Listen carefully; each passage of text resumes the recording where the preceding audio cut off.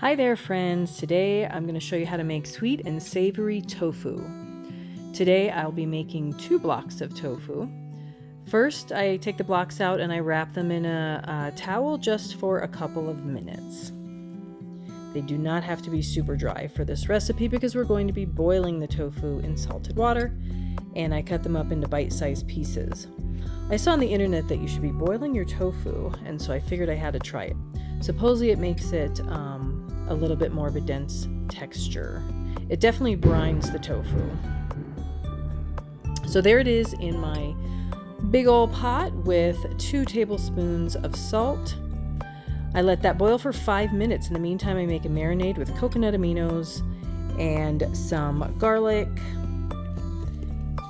onion powder, and then I also ended up adding some nutritional yeast. And then I added some water to thin it out also. And I got that really well mixed up.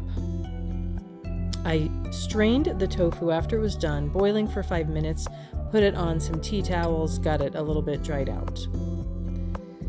You don't want it sopping wet when you put it in the marinade. So anyway, there's a little bite-sized pieces.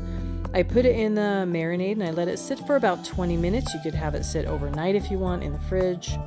Then I put it onto a baking sheet and I just make sure that it's in one layer.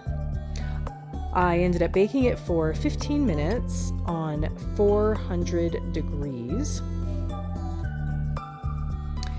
And then once it baked for 15 minutes, I took it out and then I stirred it around so that each piece could get evenly baked. So I stirred it around and then I ended up putting it back in the oven for another 15 minutes. You could go as long as 20.